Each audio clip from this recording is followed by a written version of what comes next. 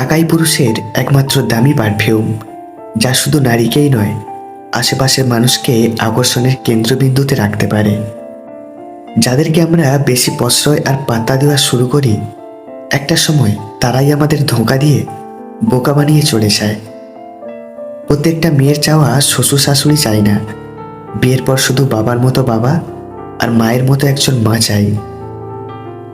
যে স্ত্রী নিজের ঘরের কথা অন্য মহিলার সাথে শেয়ার করে, দেখবেন সেই সংসারে শান্তি জিনিসটাও অন্যের কথায় চলে। মেয়েদের যে দুটি ভুলে বিয়ের পর স্বামী অন্য মেয়ের কাছে যায়। নাম্বার 1, যেই মেয়ে স্বামীর সুখ দুঃখের সময় তার সাথে না থেকে উপরন্তু এগুলো কিভাবে হলো তার কৈফিয়ত চায়, এর ফলে সে স্বামীর মন থেকে উঠে যায়। নাম্বার 2, বিয়ের পর নিজের সৌন্দর্যের প্রতি আর যত্ন না নেওয়া।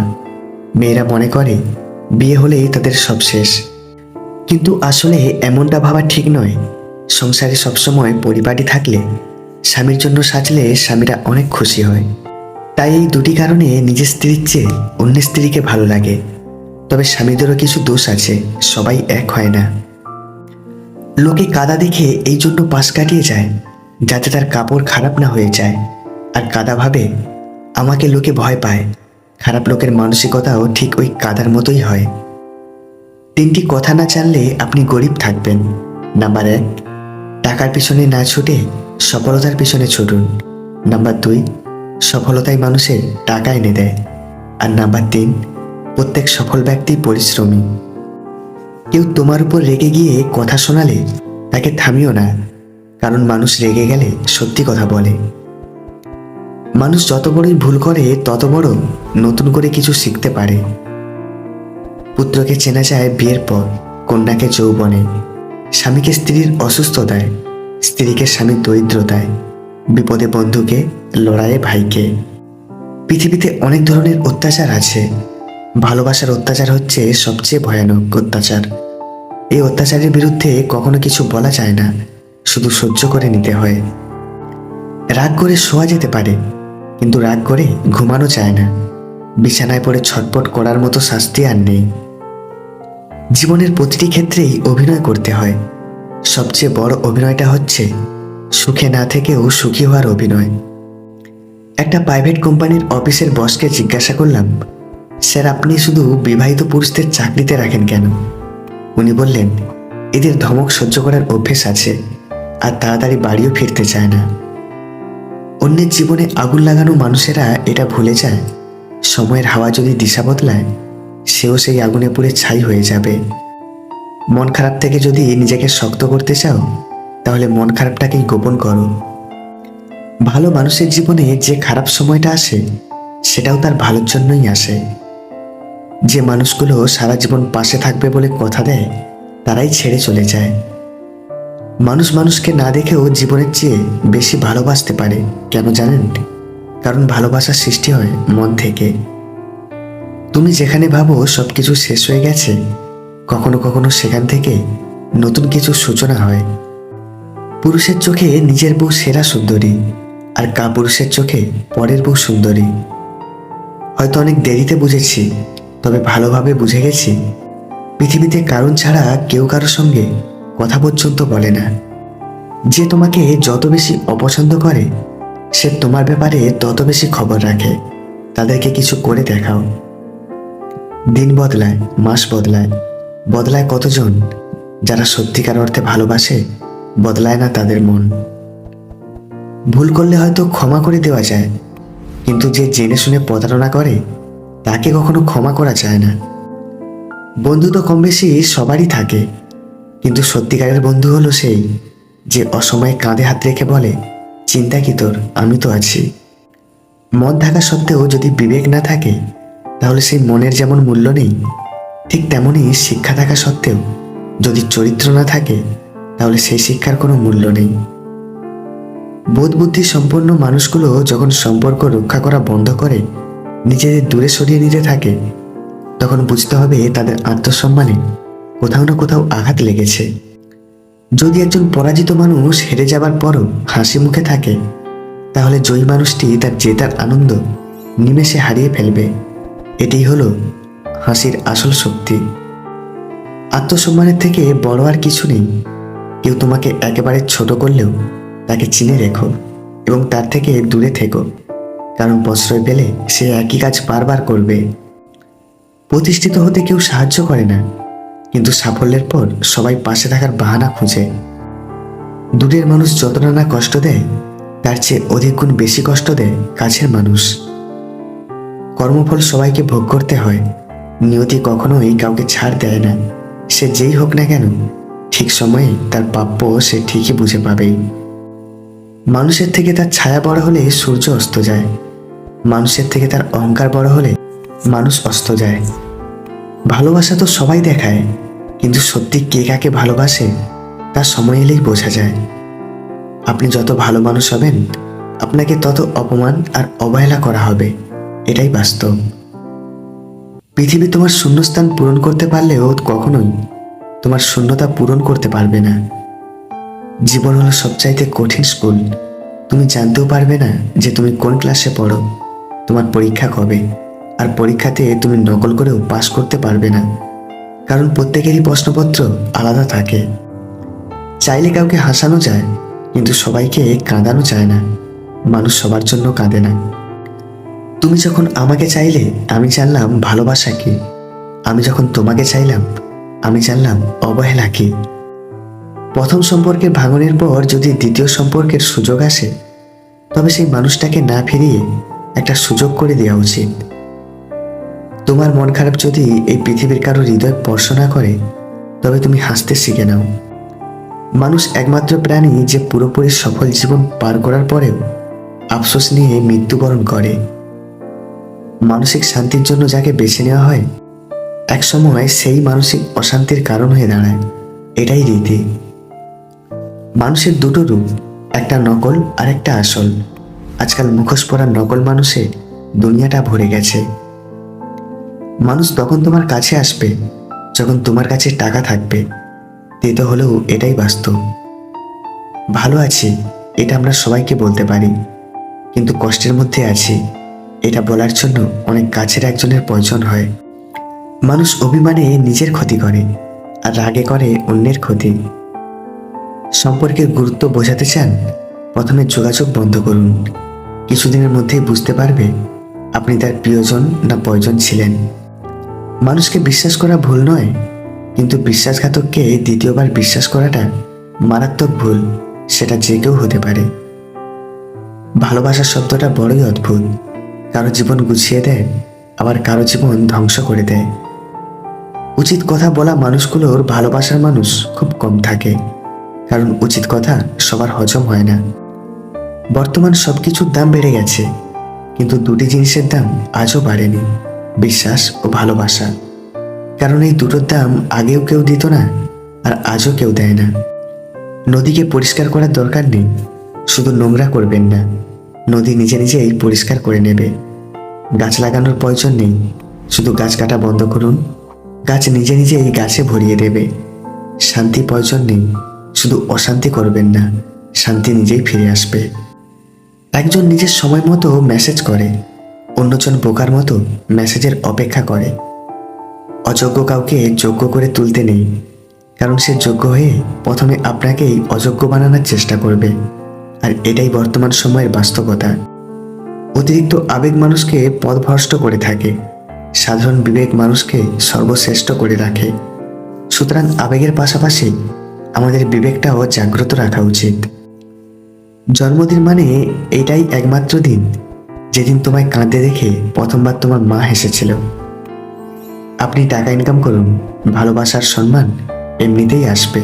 সম্পর্কের মাঝে একবার দূরত্বের সৃষ্টি হলে তা কেবল সময়ের সাথে সাথেই বাড়তেই থাকে, কমে না কখনো। আপনি কাঁদতে কাঁদতে আপনার চোখ লাল করে ফেলবেন, কিন্তু স্বার্থপরেরা কোনোদিন আপনার খোঁজ নেবে না। বিশ্বস্ত মানুষ যখন বিশ্বাসের উপর বিষ ঢেলে দেয়, তখন আর মানুষের দ্বিতীয়বার কাউকে বিশ্বাস করাটা কঠিন হয়ে যায়। ক্ষমার অযোগ্য কাউকে ক্ষমা করে দিয়ে পিছনে আর ফিরে না তাকানোই শ্রেষ্ঠ প্রতিশোধ। কিছু কথা যা আমরা আগে থেকেই খুব বেশি জেনে যাই। 1. আমি পারবো না। আপনি কতবার চেষ্টা করে নিশ্চিত হয়েছেন যে আপনি পারবেন না। 2. আমার দ্বারা সম্ভব নয়। কে আপনাকে নিশ্চয়তা দিয়েছে যে আপনার দ্বারা আর সম্ভব নয়? 3. সব শেষ হয়ে গেছে, আপনি শুরুটা কোথায় দেখলেন যে শেষ বলছেন?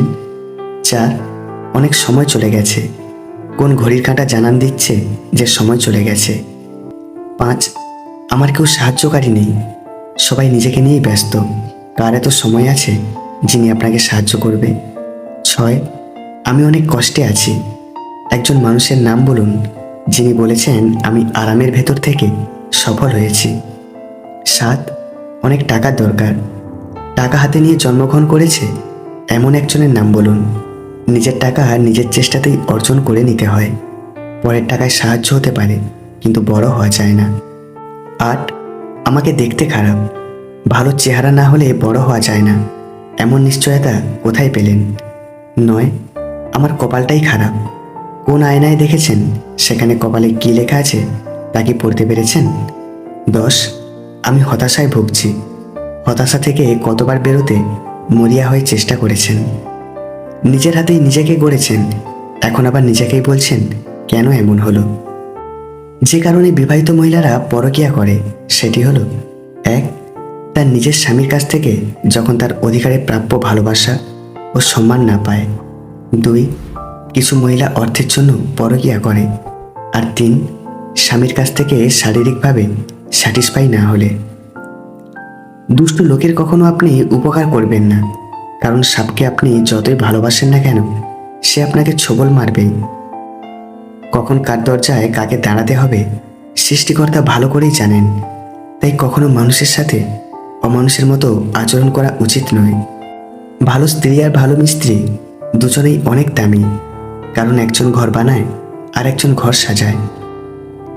মনের কষ্ট আর চোখের জল কাউকে দেখাতে নেই, জীবন সুখের না হলেও কাউকে বলতে নেই। মনে রেখো, সবাই কষ্ট দিতে পারে কিন্তু কেউ কষ্টের ভাগ নিতে পারে না। এমন প্রেম করো না সকালে আছে বিকেলে নেই, এমন বন্ধুত্ব করো না যা সময়ের সাথে সাথে দূরে সরে যায়, এমন ভালোবেসো না যেখানে অভিনয় ছাড়া কিছুই নেই। জীবনের চরম 5টি সত্য: 1. মা বাবার মতো আপন এই পৃথিবীতে কেউ হয় না। 2. গরিবের কেউ বন্ধু হয় না। 3. সম্মান তারাই পায় যাদের টাকা আছে। 4. মানুষ মন দেখে নয়, সুন্দর রূপ দেখে ভালোবাসে। আর 5. আপনজনগুলোর থেকে বড় শত্রু পৃথিবীতে কেউ হয় না। ভালো মানুষেরা সবসময় ঠকে, কারণ তারা সবাইকে নিজের মতো মনে করে আর অন্যেরা প্রয়োজনে ব্যবহার করে। আমি তোমাকে ভালোবাসি, এটা হলো জীবনের সবচেয়ে বড় মিথ্যে কথা। সবার মাঝে প্রিয় হতে চাইলে সবার আগে অভিনয় করা শিখুন। যে রাতে নিদ্রাহীন কাটে আর শত কষ্ট জমা হয়, সে রাত ততটাই গভীর আর দীর্ঘ হয়। তোমার ভবিষ্যৎ তৈরি হয় তার দ্বারা যা আজ তুমি করছো, কালকে কি করবে তার দ্বারা নয়। যেসব মানুষ মনে করে যে তার সামনে রাখা গ্লাসটা অর্ধেক বা পুরোপুরি খালি, তারা ভুলে যায় যে এই গ্লাসটি পুনরায় পূর্ণ করা সম্ভব। প্রেমের সম্পর্ক অনেকটা পদ্ম পাতার উপর এক ফোঁটা জলের মতো, যত্ন না করলে যে কোনো সময় ভেঙে যেতে পারে। সত্যিকার ভালোবাসা দামি রেস্টুরেন্ট আর হোটেল খোঁজে না, কুয়াশা ভেজানো সকাল আর নিয়ন আলোতেও পাওয়া যায়। পুরুষ কোনোদিন প্রিয়জন হয় না, মৃত্যুর আগে পর্যন্ত প্রয়োজন হয়েই থেকে যায়। প্রয়োজন মেটাতে না পারলে সে কারো বন্ধুও হতে পারে না। কিছু ভুল মানুষকে অনেক কিছু শিখিয়ে দেয়, কিছু কষ্ট মানুষকে পাথর করে দেয়, কিছু অভিমান মানুষকে অনেক পর করে দেয়, আর কিছু বাস্তবতা মানুষকে অনেক বদলে দেয়। এটাই জীবন। পাশে কেউ না থাকাটা একাকিত্ব নয়, মনের জমানো কথা কাউকে বলতে না পারাটাই একাকিত্ব। পাশের মানুষ আর মনের মানুষ এক না। সহজেই কোনো জিনিস পেয়ে গেলে মানুষ হীরাকেও কয়লা ভাবে। তুমি যেখানে দাঁড়িয়ে আছো সেখান থেকেই শুরু করো, তোমার যা আছে সেটাই ব্যবহার করো, আর যেটুকু পারো সেটাই করো।